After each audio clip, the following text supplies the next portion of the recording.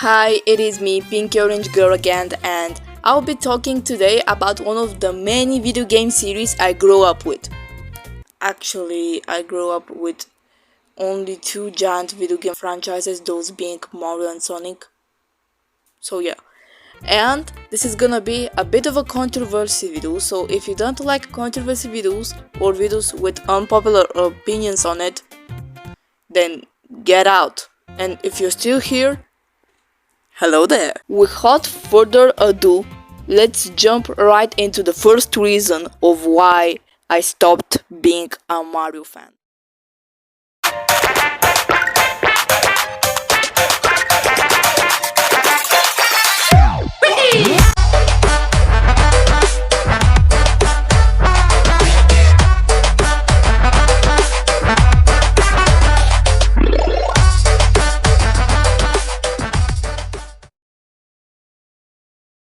So this video isn't about me comparing my ex-favorite video game franchise to my new favorite video game franchise, but there are gonna be a few comparisons here and there to further my points I will make throughout the video. So one of the main reasons why I still am a Splatoon fan to this day is because how unpredictable it can be. I mean, we weren't expecting in the side order DLC to see a drone pro, Deadfish being an actual character, and just in general to see a Splatoon DLC not being as colorful as the main game is just And keep in mind, Splatoon is only 8 years old and already trying different things with it, but not too different to feel like a totally new franchise. While Mario's franchise is over 40 years old, and yet it rarely tries something different and unique. Most of his mainline games feel the same, both 2D and 3D titles,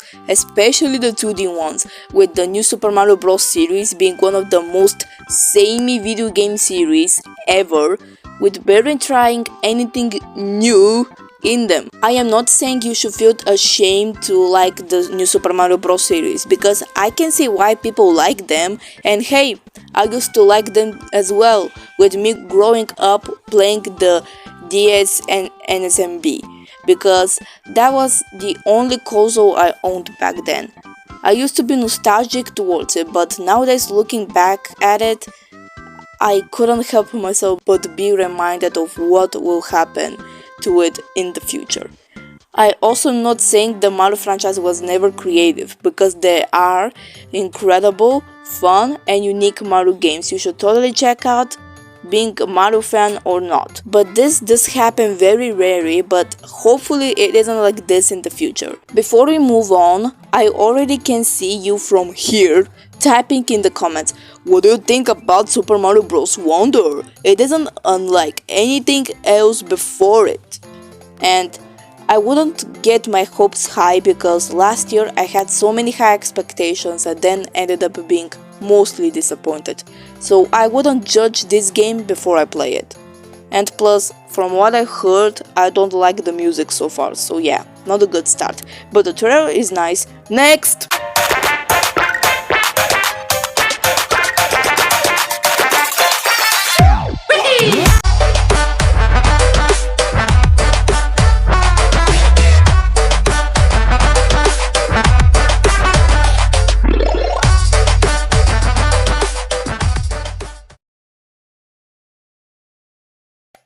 Now, I am aware that back in the 80s, world building wasn't really all that important to players who just simply want to play the game. So I will give a pass for Mario's NES and even SNES games. But what I wouldn't give a pass are the more recent Mario games, from like the Wii era to the Switch era. Now, I want to clarify that, and this is the last time I will say this, but I don't think all Mario games are the same, because there are games that feel different, unique. Mario has done so many things he's never tried before, aside of making the same confusing world building. You probably don't care about it because you just simply enjoy Mario for his gameplay, not story, And that's totally valid to think that, because I mean, gameplay was always the reason why I was a Mario fan in the first place. But since I always had a passion for storytelling and world building, especially as the years went on, and the more I look deeper into Mario's world building, it becomes so illogical that breaks the immersion for me. Why doesn't Peach have guards to protect the kingdom from Bowser? Why is still everybody shocked to find out that she was kidnapped for the 22nd time? Why isn't Mario the ruler of the Mushroom Kingdom? Why doesn't everybody realize how there could be something suspicious going on with Peach and Bowser? If Mario is a human, then why is he so cartoony and short compared to these humans in the Metro Kingdom? Huh? And this wasn't even halfway through my list of the many questions I have about the world building. And the lack of consistency isn't even the worst part about the world building.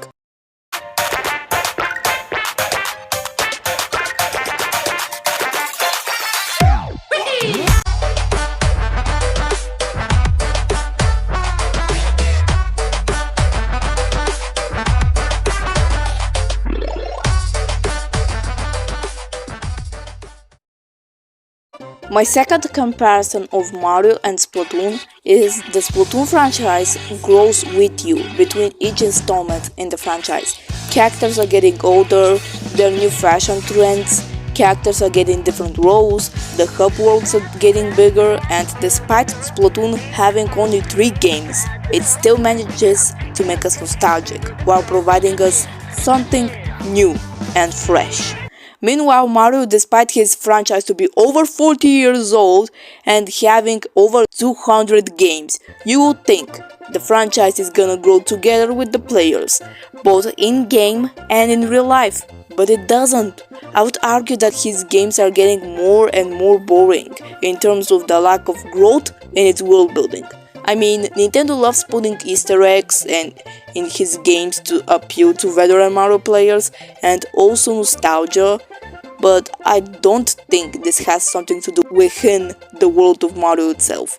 Mario, despite him being in countless sports games, he still eats spaghetti too much, Bowser is still the villain and I'm getting sick of it, Toad is still Toad and we will never learn anything about him, and Yoshi is still chillin'. You see what I mean by that? I'll give you even more examples. If you don't care, shut up! Why is Princess Peach still the leader of the Mushroom Kingdom despite doing a good job at it?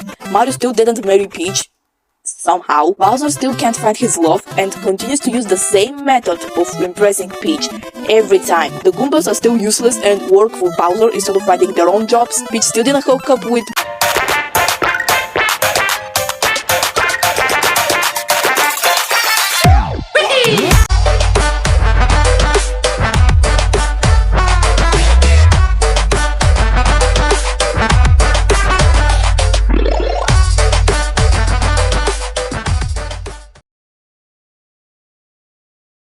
Now, I know what you're thinking. Pinky, not every single Mario character is one-dimensional. Rosalina was fully fleshed out in Mario Galaxy. And you're totally correct, but I'm not going to talk about her. I'm talking about the other Mario characters who were never fleshed out, or if Nintendo tried to flesh them out, it didn't work well enough. Let's start with our favorite one-dimensional hero, Birdo. I'm just kidding. It's Luigi, not that one. It still baffles me how Nintendo didn't bother to make Mario the most iconic character in gaming and their own mascot at least a two-dimensional character. I know their protagonists are quiet and don't speak too often, but they at least could have given us information about him for us to get to know him without him speaking. Link may be a silent protagonist, but at least they tried to flesh him out. Captain Olimar is also a silent protagonist, but thanks to the Piclupedia, they gave us information about him in order to flesh him out without him speaking a word. Agent 8 from Octo Expansion was characterized by the poems about the main cakes they collected. As you can see, the argument of why Mario isn't fleshed out is because he's the silent protagonist doesn't work. Even Luigi is more fleshed out than his brother, thanks to the Luigi's Mansion games. You can't make this shit up! Well, how about Princess Peach? She's probably a fully realized character, and no, she isn't. At least they could have fleshed out the person who we have to rescue 22 times. If Nintendo could have fleshed out Mario for some reason, if Peach is just as one-dimensional as our hero, then why should we care about saving her? What about Bowser? He's our main villain after all. No. What about Yoshi? No. What about Wario and Luigi? No. And the list goes on. I will probably make fanfictions about them in order to flesh them out on Wattpad, so make sure you follow me there if you want to read these stupid fanfictions. And now we're getting into the final reason of why I stopped being a Mario fan. It isn't really my last reason, but the reasons you saw in this video are the main reasons why I'm not interested in Mario anymore. And please, like and subscribe for no reason. Anyways, let's get into the biggest one.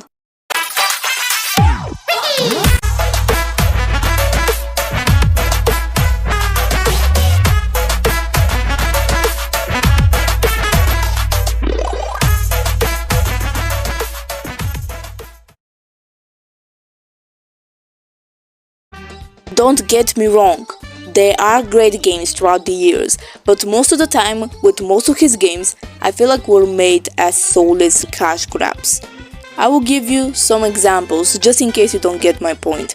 Nowadays, looking at the new line of Mario games, excluding the sports titles or games where another character is the protagonist, are remakes of the decade-old games brought back for the Switch.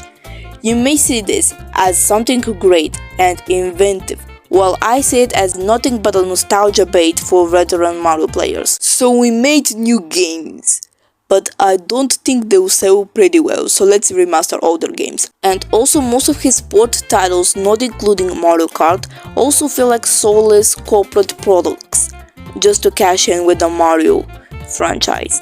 This will be the last time I will compare Splatoon to Mario, so bear with me. If Splatoon wasn't made for artistic purposes and instead was made only for the money, they would have used Mario characters who don't belong in the world, they wouldn't be bothered to flesh out the world and characters, probably wouldn't have a story mode, etc. But the Splatoon devs didn't do any of this shit, and honestly feels more like an indie game, not a game from a giant company, because of how much care they put into it, and so much soul. I'm not saying the Mario devs were lazy, because they weren't at all, and if they were, Nintendo would have been the same as it is today. It's just that with some games they weren't even trying. And that's all I had to say. Yeah, surprising, right? And before the video ends, I just want to apologize because I haven't been uploading or active across all my social media accounts in a while, and it's because I'm too focused on other much important things in life, like school, friends, and I even am studying Japanese by myself, so one day I could understand it and get access to Splatoon stuff that is only available in Japan. So yeah, thank you for watching.